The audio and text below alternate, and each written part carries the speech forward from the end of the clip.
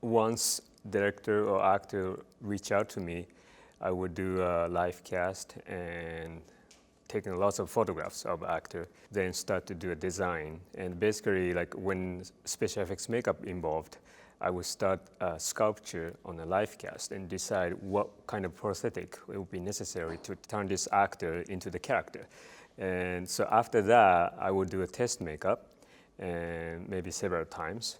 As a designer, I will make the makeup ready to delivered on set, and I will hand over to the makeup artist to apply on application every day for the filming.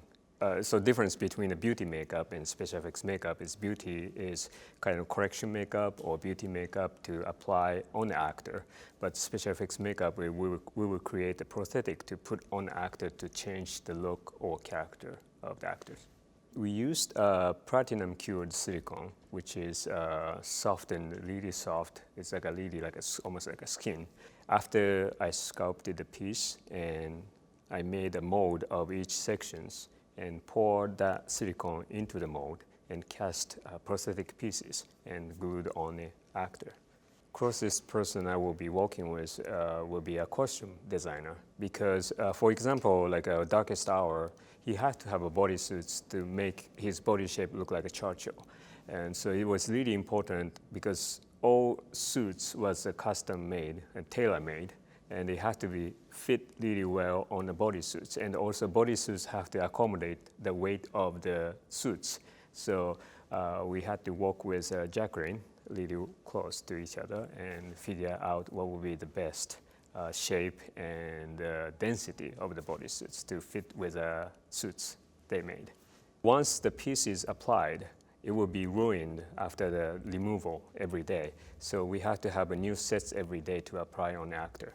So David Malinowski and Lucy Civic did application on set, and it took about 3 hours and 15 minutes every day. We will read a script and talk to the director or producer or sometimes production designer and to figure out what they would need. And from there, it's like whenever we create something like like a fantasy creature or aliens, nobody knows what they look like, but it's very important to have elements of animals or insect in the nature that people know about it, because normal human to recognize if it's alive or not, they have to have a kind of idea or knowledge of other animal that they knew, but it's already embedded in their brain to kind of recognize, oh, okay, makes sense. We can do something really like a made up, but sometimes it doesn't linger to the audience. So we have to design each character based on what we know. Gary didn't look like a Churchill at all, and the proportion of the facial structure is quite different.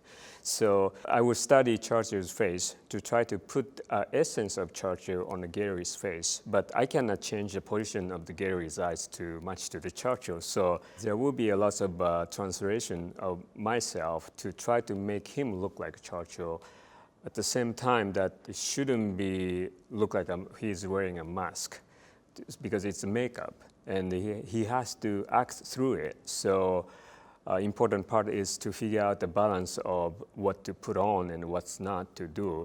There was a lot of trial and error, but we figured out good balance to make everybody understand he's a Churchill and make Gary easy to act through it.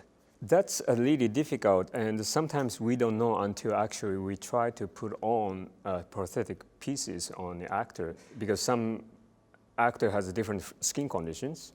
And in this case, Gary is, like before 60 years old, and his skin is kind of a little more stretchier than young people. So we had to figure out where to leave himself on, but still works as make him look like a Churchill. So we try to avoid any kind of prosthetic go into his eyelid and around the eyes, because its skin is really soft. So it's really case by case. Yeah. If this makeup didn't work, they were not going to make the film. So Gary came to me. He told me that if I'm doing a design, he would take this role. If not, he's not going to do that. So it's really at the beginning, because if there's no Churchill, there's no film. So, I was quite fortunate that to be involved this film at the beginning of the whole production. Especially like a likeness makeup is really hard, and also especially someone like very common face or very famous face, because especially like UK people, like everybody knows what Churchill looked like. My main focus and challenge was to make the makeup look convincing enough for people to understand, okay, they're looking at Churchill. It was really difficult to set on a point, because until the makeup is applied on the actor, I don't know how Gary will act through the makeup too. So that was a challenge to figure out, to have a good balance, not too much and not too less, and it's a good balance to convince everybody that, okay, they are looking at the Churchill. Of course, Gary's acting was amazing, so without that, makeup didn't work.